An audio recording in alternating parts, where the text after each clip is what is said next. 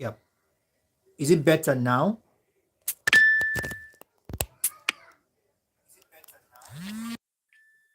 Okay. What about now? Yeah, I think it's okay. Wonderful. Awesome. So sorry about that. It's a thing with technology. Okay, awesome, awesome. Thank you very much for that. So now I think I need to adjust my camera a bit. Okay, now, so as I was saying, strike according to different countries. Now, according to the United States of America, it does not allow, right? The United States of America um, public personnel are not allowed to go on strike. Okay, it is totally against, all right, the rules. Okay, it is totally against the rule. It is totally against the Constitution. All right, as we have seen it here, according to Section 305 of the Taft Hartley Labor Management Relations Act of 1974 says it is it says strikes is not allowed. All right. When we talk about the public personnel in the United States, they are not allowed to go on strikes. Now, we have it here that any individual employed by the United States or any such who goes on strike shall be discharged immediately, all right, from his employment. That is what it states according to, we're going to, not allowed, not allowed.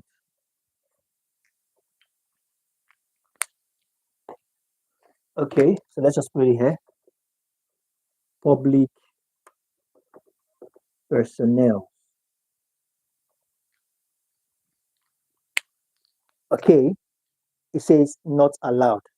Now, in England, for example, it says here that though strikes are not outrightly forbidden, all right, they are not outrightly forbidden from going on strike. Public personnel, they are not outrightly forbidden for going on strikes, all right. So let's just put that neutral as neutral. England, all right. Oh no, I'm supposed to use a green marker. We have that as neutral. Okay. Now it says here those strikes are not forbidden by statutes. All right. However, disciplinary action can be taken against any employee who has refused to perform his duty. All right.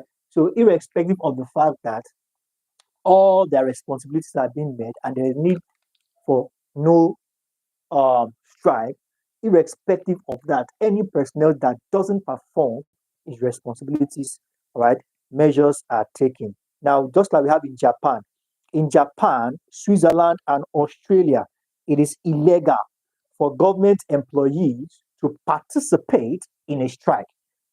All right, so we have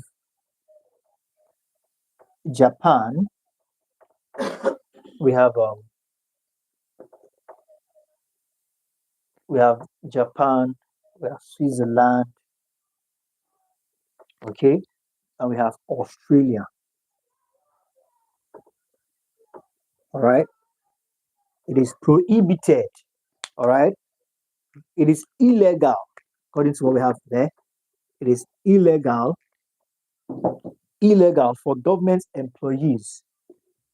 for government employees, all right, to participate in a strike, as well in India as well. But however, in Nigeria, there's no there is right to strike. All right. In Nigeria, however, there is right to strike. Nevertheless, government does not, our kind of government does not seem to be comfortable about the threat of strike anyway. So whether they even go on strike or not, it doesn't seem more like a threat to the government. So that is one thing about strike that we should know according to different countries. Now, the reason for most governments, now the reason most governments are opposed to strike are not, all right, for, now the reason most governments are opposed to strikes are not for, all right, are not far to seek, I mean to say. Now, a strike, speaking of which, is essential in the sense that governments don't really appreciate it. Why? Because it is kind of destructive in nature. Now let's take this for example. Now it says here that government do not really like strike. Why? Because strike here says that refusal to obey the orders of sovereign states is tantamount to disloyalty of the state. Basically, when strike is ongoing, the state automatically crashes, the economy of the state automatically crashes. All right. Now it also says that strike in essential service will paralyze the life of the whole community. Definitely. All right. People that are supposed to be in the office working, making money for the government will be on the streets because they are protesting or they'll be at home not working. And indirectly, the activity during that time of strike is paralyzed. And if the government does not act in accordance with the demand, if not 100%, at least 50%, then how much more will the economy keep being paralyzed? So government is not totally in agreement with strike, and that is why it is a very good strategy for some countries because their government will respond immediately when their people are out on the streets protesting or workers have decided to go on strike. All right. So basically, it has its advantages, which are strikes compel government to consider the problem of management employees relationship. Definitely, there's a problem why employees are they are facing that they now decide to go on strike. So now strike now will prompt, all right, will compel government to now sit down and look into the problem. It will get the attention of the government. Okay, what exactly is the problem? Let's look into it. All right.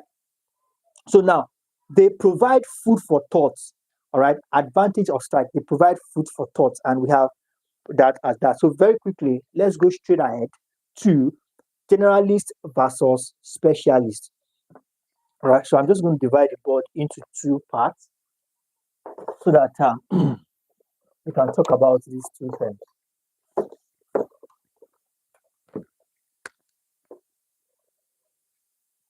We have generalist and we have specialist.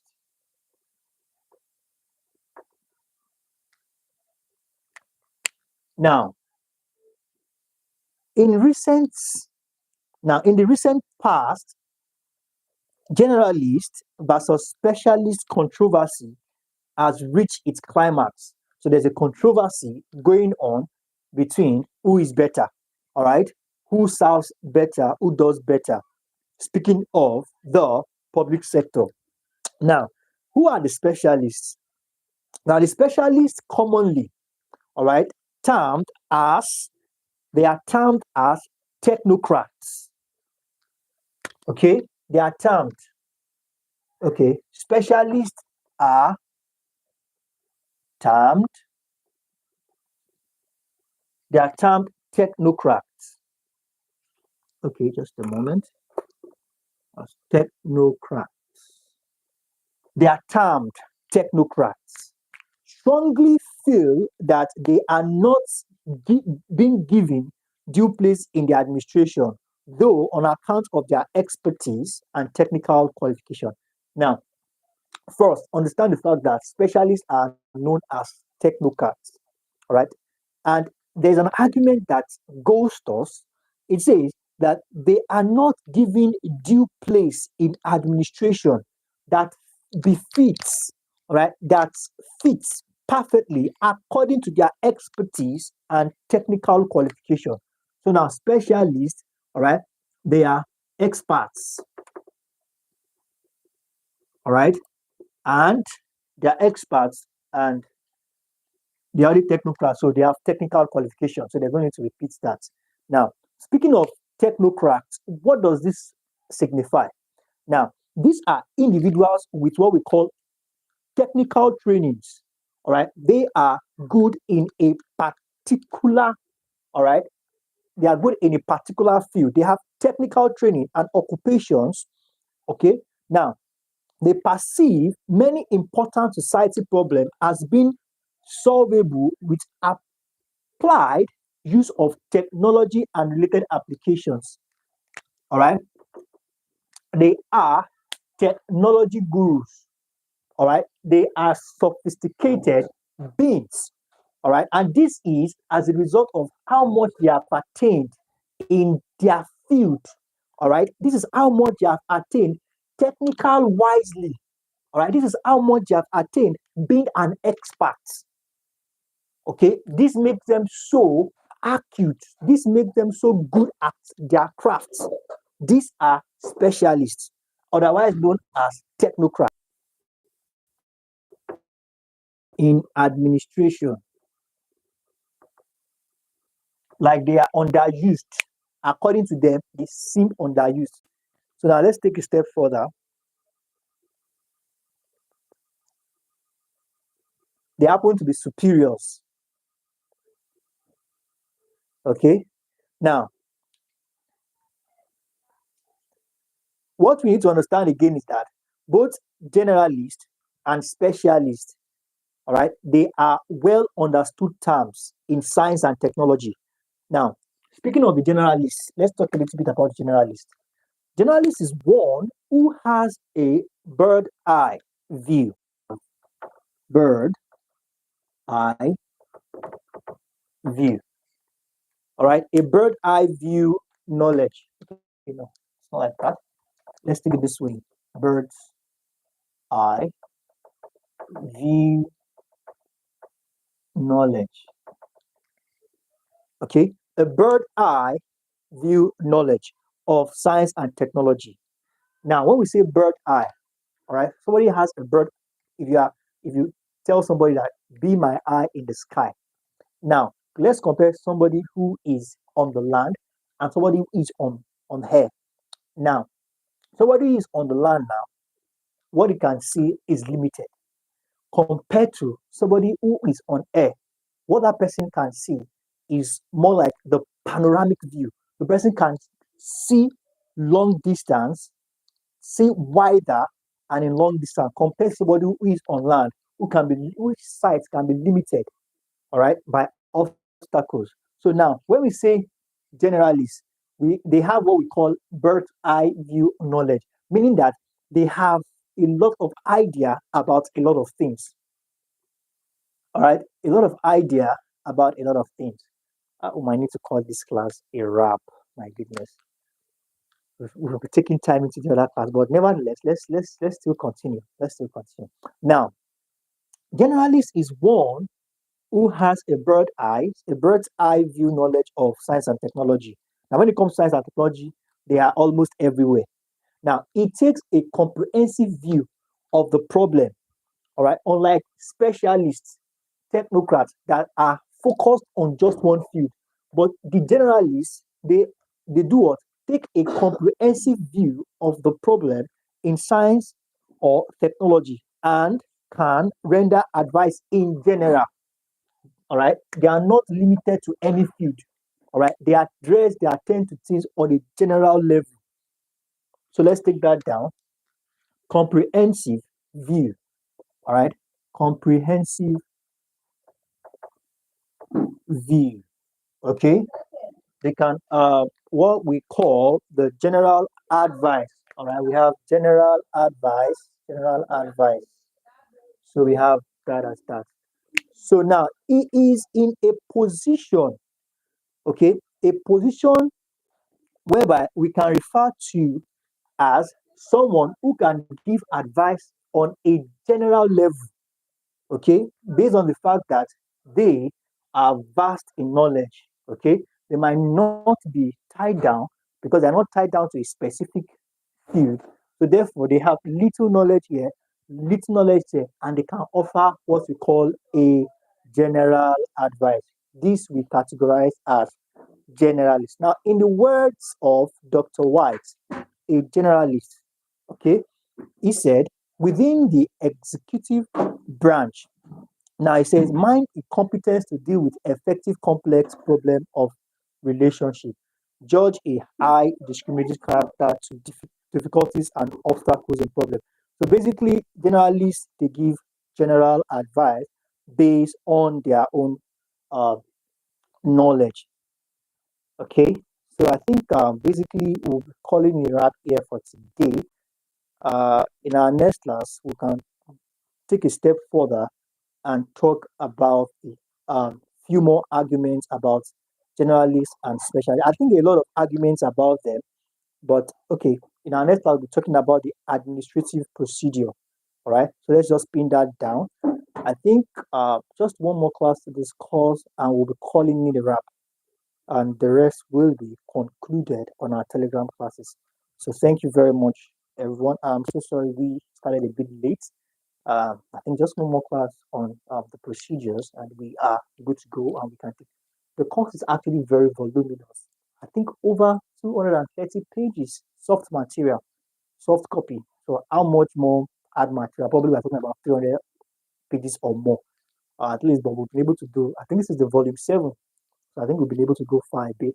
So in our next class, we'll be able to call it a wrap on the course and move to the Telegram phase of the course. Thank you very much, everyone. Please just keep our notes updated and send them to the appropriate courses. I look forward to seeing all the subsequent tutorials. You have a wonderful evening. Bye for now.